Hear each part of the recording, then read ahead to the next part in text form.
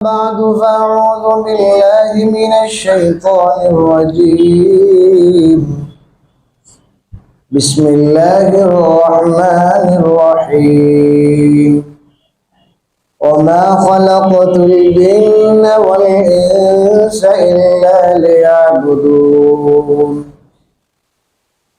وقال النبي عليه الصلاة والسلام من صام رمضان ثم أتبعه ستا من شوال كان كصيام الدهر أو كما قال النبي عليه الصلاة والسلام محترم মুসল্লিয়ান کرام মহান আল্লাহর দরবারে আমরা লাখ কোটি শুকরিয়া জ্ঞাপন করি। তিনি আমাদেরকে দীর্ঘ এক মাস সিয়াম সাধনার তৌফিক দান করেছেন। তারপরে আল্লাহ রাব্বুল আলামিন আমাদেরকে ঈদ উদযাপন করারও তৌফিক দান করেছেন। অনেক মানুষ গত বছর আমাদের সাথে এখানে নামাজ পড়ছেন, কিন্তু ওনারা সিয়াম সাধনা করতে পারেননি, এর আগেই কবরের ডাক এসে গেছে। তো আল্লাহ তাআলা আমাদেরকে যতটুকু তৌফিক দান করেছেন আমরা রমজান মুবারকে আমল ইবাদত করতে পেরেছি। আমরা আজকে আলোচনা করব রমজান মুবারক আমাদের থেকে গত হয়ে গেছে, এখন আমরা কিভাবে চলব, আমরা কি করব। এখন রমজান মুবারক ছিল, আমরা কন্টিনিউ নামাজ আদায় করেছি, 5 ওয়াক্ত তাহাজ্জুদের নামাজও পড়েছি, একটু আল্লাহ বিল্লাহ বেশি করেছি। এখন কি আমরা হাল ছেড়ে দিব, আবার আরেক রমজানের অপেক্ষা করব, নাকি কি করব? কোরআন হাদিসের নির্দেশনা কি? দেখুন, আল্লাহ তাআলা আমাদেরকে পৃথিবীতে পাঠিয়েছেন ইবাদতের জন্য। আমাদের জন্মই হয়েছে ইবাদতের জন্য। এই আল্লাহ যে আমাদের পৃথিবীতে সৃষ্টি করেছেন, এটা কেবলই ইবাদতের জন্য সৃষ্টি করেছেন। অতএব আমি শুধু এক মাস ইবাদত করব, 1-2 দিন ইবাদত করব, সবে কদর আর সবে বরাতে ইবাদত করব, এটা কোনোভাবেই কাম্য না, বুদ্ধিমানের কাজ না। এটার উদাহরণ দিতে পারি, আমরা যারা বিদেশে যাই, প্রবাসে থাকি, আমাদের অনেক ভাইয়েরা প্রবাসে থাকেন, এনারা 2 বছর 3 বছর 5 বছরের ভিসা নিয়ে যান, সর্বোচ্চ চেষ্টা করেন যে সময়কে কাজে লাগিয়ে 8 ঘন্টার জায়গায় 10 ঘন্টা 12 ঘন্টা প্রাইভেট ওভার টাইম করে হলেও দেশের জন্য বেশি থেকে বেশি ওনারা সামান জোগাড় করে, টাকা পয়সা ইনকাম করে, যাতে করে এই প্রবাসের জীবন যে কারণে সে প্রবাসী জীবনটা অবলম্বন করলো, যে কিছু টাকা পয়সা জোগাড় করা, দেশে কিছু বাড়ি গাড়ির ব্যবস্থা করা, কিছু আয় উপার্জন করা, সেটা যেন কি হয়, সাধিত হয়। তো ওখানে কি নাই, সে 1 মাস রমজানে অনেক বিক্রি শিখি হয়, অনেক ভালো, এরপরে যে হাত পা ঘুরে বসে থাকবে, সে বলবে এটা তো আমার ওই 5 বছর 3 বছর 2 বছরের ভিতরে, আমি ইনকাম করতে হবে, আমাকে কাজ করতে হবে। কাজের প্রবল স্পৃহা নিয়ে সে কাজ করে, উদ্যমতা নিয়ে কাজ করে। তো উনি মনে করে যে আমি এখানে তো দেশে আসি নাই, আমার বাড়ি না এটা, আমি প্রবাসে এসেছি, আমি কষ্ট করার জন্য এসেছি, আমি কোনো একটু কাজ করার জন্য এসেছি, আমার একটা উদ্দেশ্য আছে। ঠিক তদ্রুপভাবে আমরা এখানে যারা আছি, আমরা সবাই প্রবাসে আসছি। আমরা কেউ আমাদের বাড়ি আছে থাকুক বা না থাকুক, আমরা বাড়িওয়ালা হই বা ভাড়াটিয়া হই, এই দুনিয়াতে যারাই আছে সবাই একদিন দুনিয়া ছেড়ে যেতে হবে। এটা প্রধানমন্ত্রী হোক, রাষ্ট্রপতি হোক, সেনাবাহিনী প্রধান হোক, আপনি যেই হন না কেন, আলেম হন জালেম হন, সবাইকে যেতে হবে। এটাই আসল কথা, প্রকৃত কথা, সত্য কথা। যখন যেতেই হবে, এমন এক জগৎ, যে জগতের সূচনা হইলে আছে অনন্তকাল সেখানে থাকতে হবে। অনন্তকালের একটা জগৎ, যে জগতের সূচনা হইলে শেষ নাই, ওটা হলো আমাদের আসল ঠিকানা।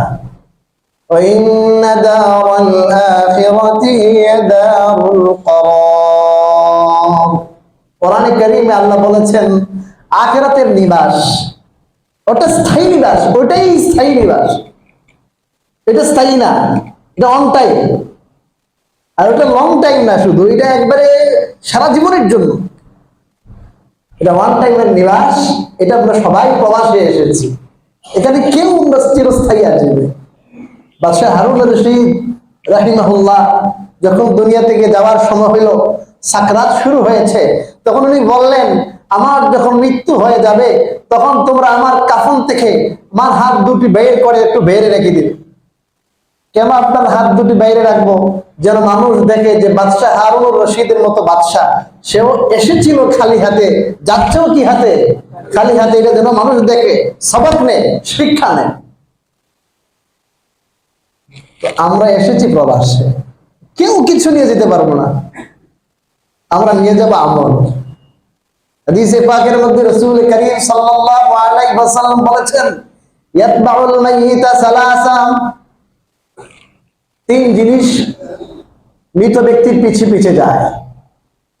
মালুহু ওয়া ওয়ালাদুহু ওয়া আমালুহু, একটা তার মাল, আরেকটা তার সন্তান, আরেকটা তার আমল। ফায়ারজিউ ইসনান ওয়া ইয়াবকা ওয়াহিদু, দুইটা জিনিস ফিরে আসে, আরেকটা জিনিস বাকি থাকে। দুইটা জিনিস কি কি ফিরে আসে? তার মাল ব্যাক করে।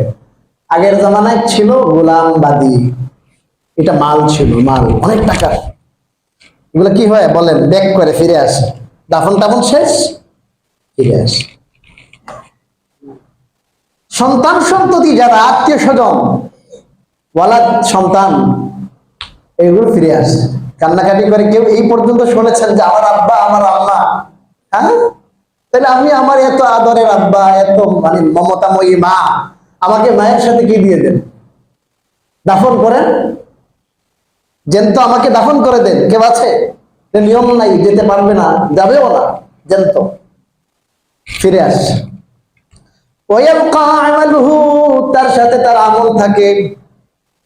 হাদিসের মধ্যে আসছে এই আমল তার ডানে বামে পিছনে সামনে শুধু আমল থাকে, আমল থাকে, আমল তাকে সাপোর্ট দেয়। আজকে আমরা যে আমল করেছি, আমরা রমজানের আমল করেছি, রোজা, তেলাওয়াত, জিকির, তাহাজ্জুদ, এই সব কটি আমাদেরকে সাপোর্ট দিবে।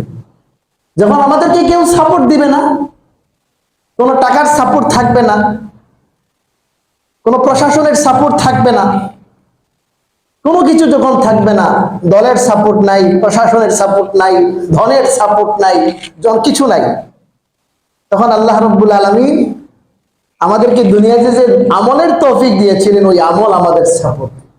এই আমলটাই আসল, ওটাই মুখ্য। ওই আমলের জন্যই আল্লাহ আমাদের সৃষ্টি করেছে। যে আমাদের বিশার মেয়াদ আছে না? না। এখন বলেন, বিশার মেয়াদ কতদিন? যতদিন আজরাইল আসবে না ততদিন।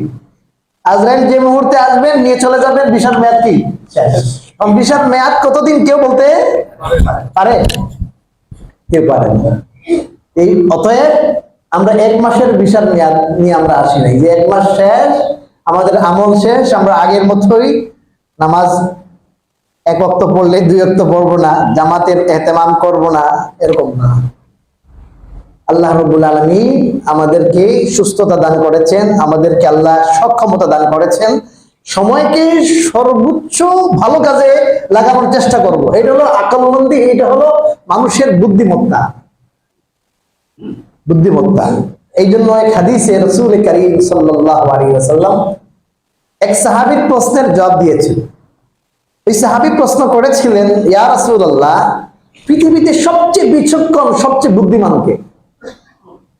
মান নাকিয়াসুন নাস, সবচেয়ে চালু কে?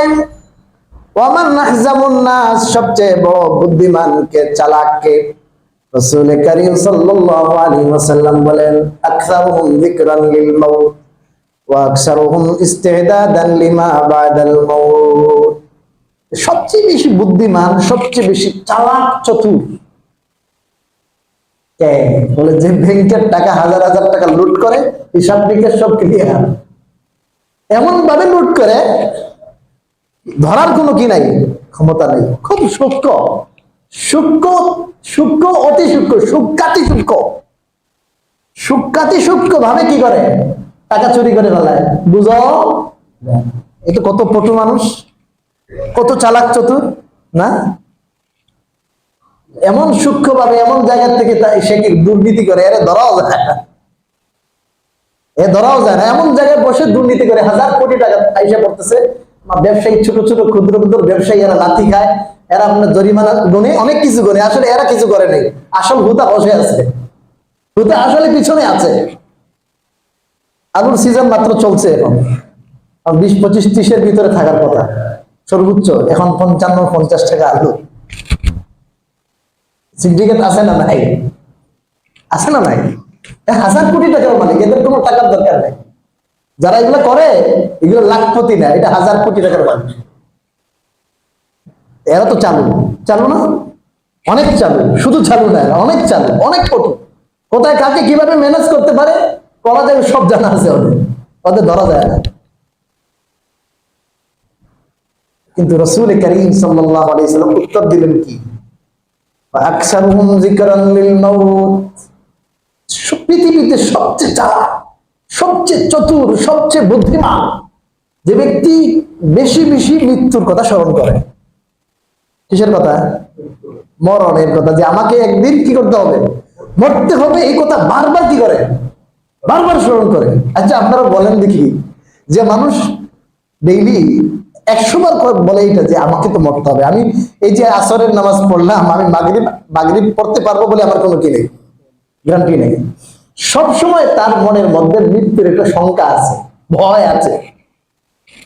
এই জন্য তো হাদিসে আছে, তুমি নামাজ এমন ভাবে পড়ো যেন এটা তোমার কি নামাজ শেষ। শেষ ফাঁসির মঞ্চে যাদেরকে নেওয়া হয়, এরা যখন ফাঁসির মঞ্চে উঠে সর্বশেষ 2 রাকাত নামাজ পড়ে না, ওরা যেমন নামাজ পড়ে, ওই নামাজে যে খুশু থাকবে, আল্লাহর দিকে ধ্যান থাকবে, যে আল্লাহ গো, জীবনে যত পাপ করলাম, কত কিছু করলাম, আল্লাহ এটাই শেষ নামাজ, এরপরে আমার জান শেষ।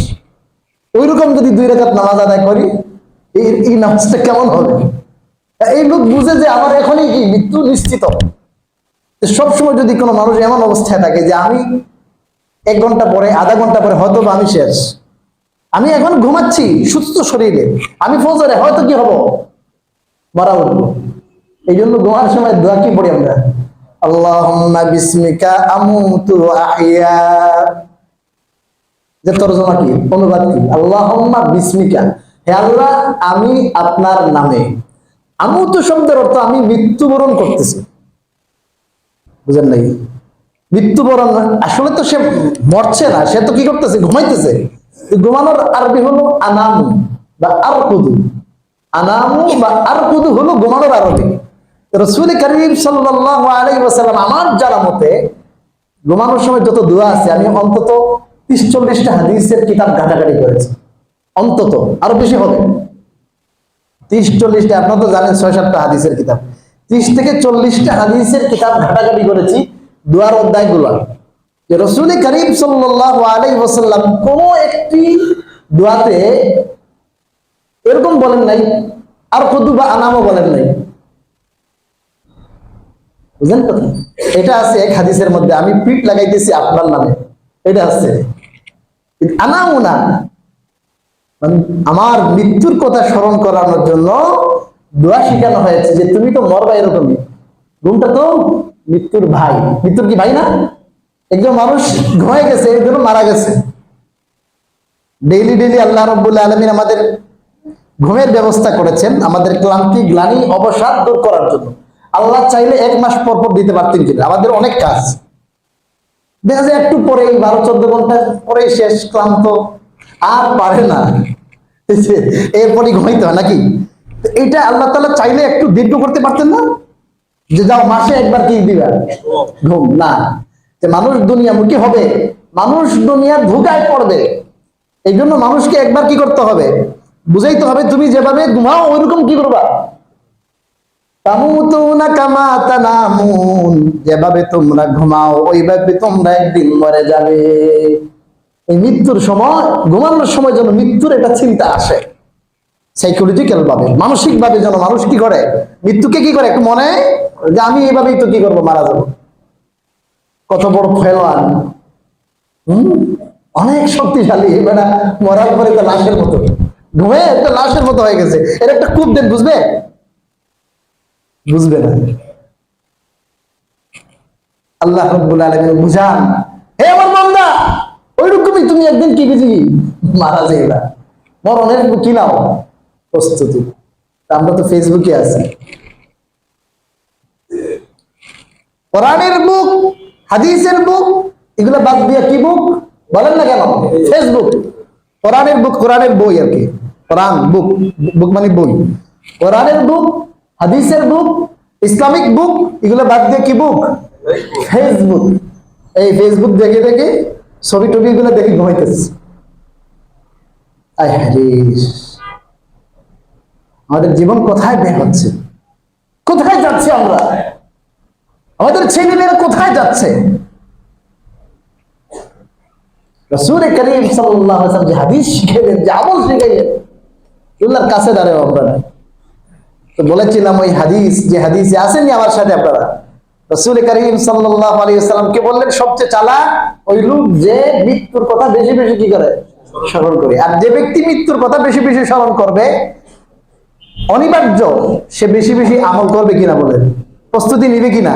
যে আমি তো কালকেই মারা যাবো, আমি তার বেশি দিন কি করবো না, বাঁচবো না, তাহলে সে কি করবে বলুন না? বেশি বেশি প্রস্তুতি নিবে কিনা? যেদিকে বলে আরে ভাই আমার আর 6 মাস আছে, বিষয় মাত্র 6 মাস, আমার আর কি নেই, টাইম নাই, আমি মাত্র 2-4 লাখ টাকা কামাই করছি, আমার তো 50 লাখের দরকার, সর্বোচ্চ ক্ষমতা নিয়ে সে কামাই করবে কিনা বলেন? এইজন্য রাসূলুল্লাহ সাল্লাল্লাহু আলাইহি ওয়াসাল্লাম বলেন আকসারুহুম যিকরান লিল মাউত ওয়া আকসারুহুম ইস্তিদাদান লিমা বাদাল মাউত। যে সবচেয়ে চালাক, সবচেয়ে চতুরই মানুষ যে মৃত্যুর কথা বেশি বেশি স্মরণ করে, আর মৃত্যুর কথা স্মরণ করার পরে মৃত্যুর পরবর্তী জীবনের জন্য বেশি বেশি প্রস্তুতি নেয়। কটা কথা বলছেন? দুইটা। একটা হলো মৃত্যুর কথা বেশি বেশি কি করে বলেন? স্মরণ করে। আর 2 নম্বর মৃত্যু পরবর্তী জীবনের জন্য বেশি বেশি কি নেয়? প্রস্তুতি গ্রহণ করে। প্রস্তুতি কি? ঈমান, আমল, আল্লাহর জিকির, এই যেগুলো আপনারা রমজানে করছেন, এগুলাই বেশি বেশি প্রস্তুতি। এটার জন্য কোনো টাইম নাই, এটার জন্য কোনো নির্দিষ্ট ডে নাই, দিন নাই। এটার জন্য আমার ফুল হায়াত, পুরা জীবন, পুরা জীবন, প্রতিটা মুহূর্ত আমি আখিরাতের ইনকাম। কিসের ইনকাম বলেন? আখিরাতের ইনকাম। ভাই আখিরাতের ইনকামটা আসলে সহজ। আমার জীবন যদি সুন্নতি জীবন হয়, আমার জীবন যদি সুন্নতি জীবন হয়, আর আমার জীবন যদি আখিরাত কেন্দ্রিক হয়, তাহলে দুনিয়ার যত কাজ করব, এই কাজ করেও কি পাওয়া যাবে? সব পাওয়া যাবে। একটা লোক রিক্সা চালাইয়াও সে আখিরাতের কি পাইতে পারে বলুন না? সব পেতে পারে। যদি আমার মূল উদ্দেশ্য কি থাকে বলেন? আখিরাত থাকে। যে আল্লাহ আপনি তো হুকুম করেছেন হালাল খাওয়ার জন্য, নাকি? হালাল খাওয়ার হুকুম করেছেন, আমি তো চুরি চামারি জুয়া খেলি, তাহলে তো হালাল হবে না। ডাকাতি করলে হালাল হবে না, 2 নম্বরই করলে হালাল হবে না, দুর্নীতি করলে হালাল হবে না, চাঁদাবাজি করলে হালাল হবে না, সুদ খাইলে হালাল হবে না। হালাল হয়ে আমাকে খুঁজতে হবে। আল্লাহ কোরআনেও বলেছেন কুলু মিন তাইয়্যিবাতি মা রাযাকনাকুম, আমি তোমাদেরকে যে হালাল রিজিক দিয়েছি সেটা তোমরা খাও। হালাল হালাল। রাসূলদেরকেও বলেছেন, হে রাসূলরা, সমস্ত রাসূলদেরকে আল্লাহ নির্দেশ করেছেন তোমরা হালাল খাও, হালাল খাওয়ার আমল করো। তার মানে হলো আমলের পূর্ব শর্ত, আমল কবুলের পূর্ব শর্ত কি? খাওয়া, হালাল খাওয়া। অনেকে আছে বহুত আমল করতেছে, কিন্তু রিজিকের মধ্যে ভেদাল। রিজিকের মধ্যে কি আছে? বিলকুল কবুল হবে না, এই আমলগুলো একটু কবুল হবে না। যেমন আপনারা যদি জুমার আরো 5 ঘন্টা আগের থেকে বসে থাকেন এখানে এসে, কিন্তু কি নাই? অজু নাই, জুমার নামাজটা আদায় করতেছেন, ইশাকের নামাজ, চাষতের নামাজ, যত নামাজ আছে, সালাতুত তাসবিহ, কবুল হবে? বাহ্যিক পবিত্রতা যেমন প্রয়োজন, আভ্যন্তরীণ পবিত্রতা ওইটাও কি প্রয়োজন। আভ্যন্তরীণ পবিত্রতা, যে সক্ষমতা দিয়ে আপনি ইবাদত করছেন, আপনার যে এনার্জি, সেই এনার্জিটা কিসের? হালাল থেকে হতে হবে। হারাম থেকে যদি হয়, আল্লাহর দরবারে সেটা গৃহীত হবে।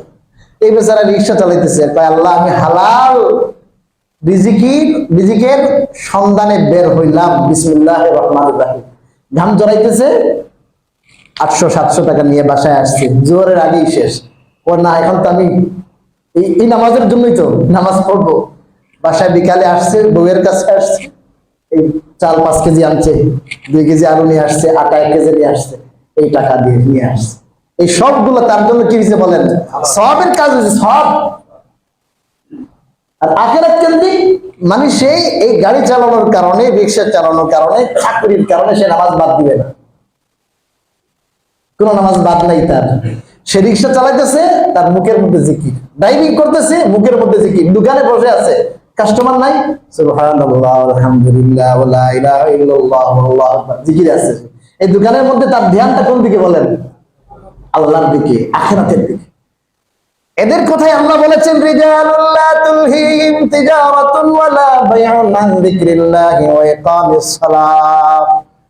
সাহাবাদের কথা বলেছেন, এরা এমন ব্যক্তি, মহাপুরুষ, লা তুলহিহিম তিজারা, এদেরকে গাফেল করে না কোন ধরনের ব্যবসা, ওয়ালা বাইউন, বেচা কেনা, আন যিকরিল্লাহ, আল্লাহর জিকির থেকে, ওয়া ইকামিস সালাহ, নামাজ কায়েম করা থেকে। আল্লাহর জিকির থেকে এদের যতই বেচা কেনা হোক, ঈদের বাজারে এখন নামাজের খবরই নাই না।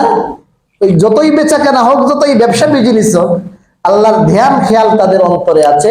আল্লাহর ধ্যান খেয়াল থেকে তাদের ব্যবসা বেচা কেনা তাদেরকে গাফেল করতে পারে না। তাদের মন মানসিকতায় ঝেঁকে বসেছে আল্লাহর ধ্যান খেয়াল আখিরাতের।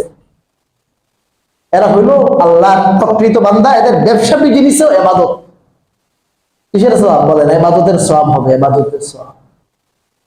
সে ঘুমাইতেছে, তার ইবাদতের সওয়াব হবে। এই ঘুমাইতেছে এই নিয়তে যে আল্লাহ কিছুক্ষণ ঘুমাই, মাথাটা ফ্রেশ হোক, তাহাজ্জুদের কি পড়বো? নামাজ পড়বো। কিছুক্ষণ ঘুমাই, মাথাটা ফ্রেশ হোক, ফজরের নামাজ আদায় করব। সে ঘুমাইতেছে, তার সওয়াব কিনতেছে, লেখা হইতেছে।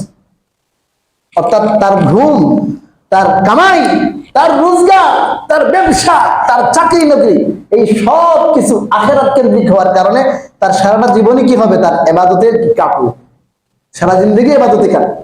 এই জন্য আমার ভাইয়েরা, আমরা 1 মাস ইবাদত করে আমরা আজাদ হয়ে গেছি, স্বাধীন হয়ে গেছি, বিষয়টা কি না? এমন না। এমন যেন না হয় যে গোয়াল ঘরে কি গরু বাঁধা আছে, এখন সে ছেড়ে দিল, এখন দৌড় দিছে, এদিকে ওদিকে চোরাচুরি করতো, সিনেমা হলে এখানে ওখানে। বহু আপনার পুস্টার আছে, আমার হৃদয়ে রক্তক্ষরণ হয়। অনেক মুসল্লি ভাইরাও এগুলোতে আক্রান্ত। একটু ঈদ মানে তো একটু আনন্দ, একটু কি করতে হবে? তো আনন্দ করতে হবে। আমি ওই দিনও বলেছি, এই আনন্দ অসৎ আনন্দ, এটাকে নাম দিয়েছি চিত্ত বিনোদন। কি বিনোদন? চিত্ত বিনোদন। অসৎ আনন্দ এটা চিত্ত বিনোদন না। আপনার চিত্তকে আপনি জিকির দেন, আল্লাহর জিকির, এর চেয়ে 1000 কোটি গুণ বেশি আনন্দ লাভ করবে কে? চিত্ত, আত্মা। আত্মার বিনোদন আপনি যেটা মনে করেছেন ওটা না। ওটার দ্বারা মানুষের মধ্যে অসৎ উপায়ে জৈবিক চাহিদা পুরা করার আপনার একটা ঢেউ আসে, অসৎ উপায়ে। তা মানুষকে অসৎ বানানো, মানুষকে গুমরা করা, পথভ্রষ্ট করা, কুকাজে লিপ্ত করার একটা মহাকৌশল হলো এগুলা, মহাকৌশল। চিত্ত বিনোদন, চিত্ত বিনোদন নাম দিয়ে হালাল হয়ে গেছে, সব সব হালাল।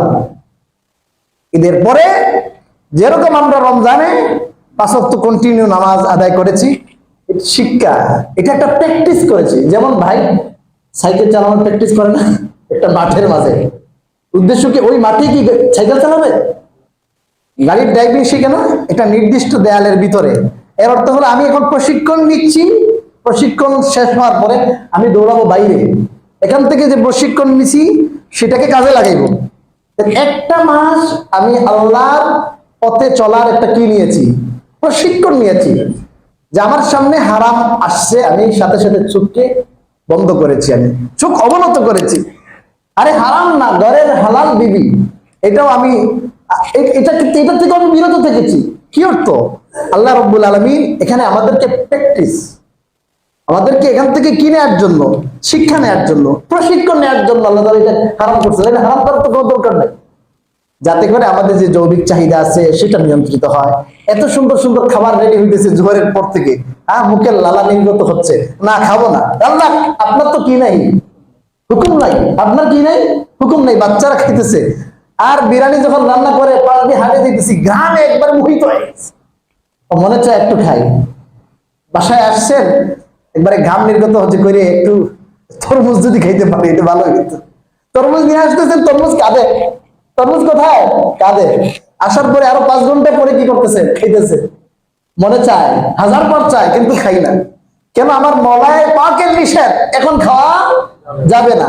এই প্র্যাকটিস যেটা করেছি আমরা, আল্লাহ রাব্বুল আলামিন আমাদেরকে বুঝাইতে চান যে তুমি এটাকে বাকি 11 মাস অনুশীলন করো, ওটা অনুশীলন করো, কন্টিনিউ। তুমি হারাম থেকে যখন বেঁচেছিলা, হালাল যেটা ওইটাও সাময়িক তুমি বর্জন করেছিলে, হালালটাও সাময়িক বর্জন করেছিলে আমার হুকুম না থাকার কারণে। তাহলে তুমি এখন হারাম কাজ করবা কেমনে? যেটা 12 মাসই হারাম, সারা জীবন সবসময়ের জন্য হারাম, ওইটা করবা কেমনে তুমি? যেটা হালাল সাময়িক, আল্লাহ তাআলা ওইটা হারাম করছেন, এই জন্য আল্লাহর হুকুমের দিকে তাকায়া, আল্লাহর নিষেধের দিকে তাকায়া ওটা করিনি, বিরত ছিলাম। এইটার থেকে আমাদের সবক শিক্ষা হলো, যেটা 12 মাস হারাম, এটার থেকে আরো বেশি কি থাকতে হবে? দূরে থাকতে হবে। এটা আমরা শিক্ষা নিচ্ছি আমরা রমজান থেকে। এটাই বলেছেন লাআল্লাকুম তাত্তাকুন, যেন মুত্তাকি হতে পারো। এই জন্য আমাদের জীবনে সেটার প্রতিফলন ঘটাইতে হবে। কি করতে হবে বলেন? আমাদের জীবনে প্রতিফলন ঘটাইতে হবে। সিয়াম সাধনার উদ্দেশ্য সাধিত হতে হবে। সিয়াম সাধনার কি হতে হবে বলেন? উদ্দেশ্য সাধিত হতে হবে। এখন কয়েকটা কথা বলি, আমাদের কি কি কাজ? এখন বললাম না উদ্দেশ্য সাধিত, কি কি কাজ করব? 1 নম্বর কাজ আমাদের হবে এখন থেকে 5 ওয়াক্ত নামাজ জামাতে তাকবীরুল্লাহর সাথে আদায় করব। কয় ওয়াক্ত? 5 ওয়াক্ত নামাজ। 2 নম্বর, নামাজের আগে পরে যে সুন্নত আছে, সেই সুন্নত গুলো আমরা কি দিব?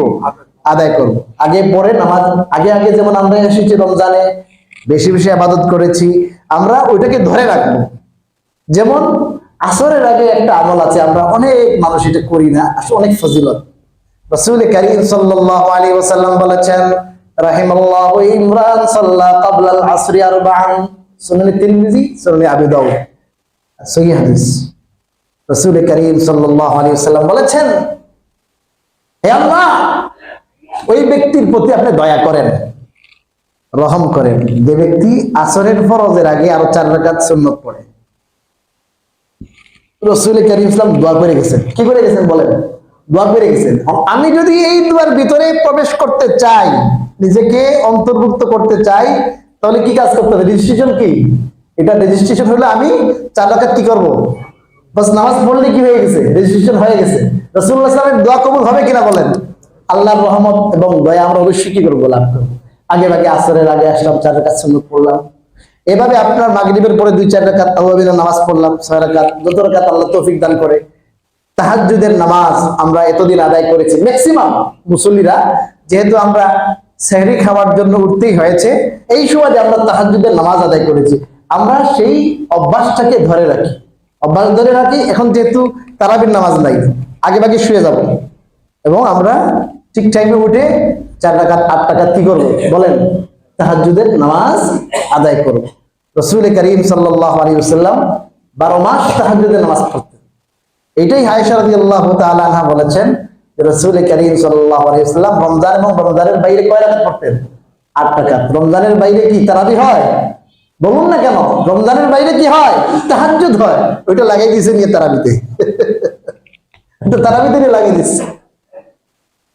আচ্ছা, যাই হোক, তাহাজ্জুদের নামাজ আদায় করব। আরেকটা কাজ হলো কি, আমাদের মাঝে আলহামদুলিল্লাহ নফল নামাজের একটা অভ্যাস আছে আমাদের অনেকে। আমরা বাংলাদেশে যারা তাবলীগের মেহনত করি, চরমনাই, যে কোনো পথে আমরা ওলামাদের সাথে থাকি, আমলের প্রতি আমাদের একটা আগ্রহ থাকে, নামাজ বেশি আদায় করি, এটা আমাদের একটা ভালো অভ্যাস। কিন্তু আমাদের মধ্যে একটা কমতি, ঘাটতি হলো আমরা বেশি নফল রোজা রাখি না। এটা কিন্তু আমাদের দেশে খুব কম। সৌদিতে দেখবেন, আরব কান্ট্রিতে নফল নামাজ কম, কিন্তু কি বেশি? নফল রোজা বেশি। আর আমাদের নফল নামাজ বেশি কি কম? কামিয়াব সাকসেসফুল তারা যারা দুইটার মধ্যে সমন্বয় সাধন করে, নফল রোজাও আদায় করে, বলুন না, নফল নামাজও বেশি। আমরা দুইটাই আদায় করার চেষ্টা করব, কারণ হাদিসের মধ্যে আসছে সর্বপ্রথম বান্দার নামাজের কি করা হবে? হিসাব।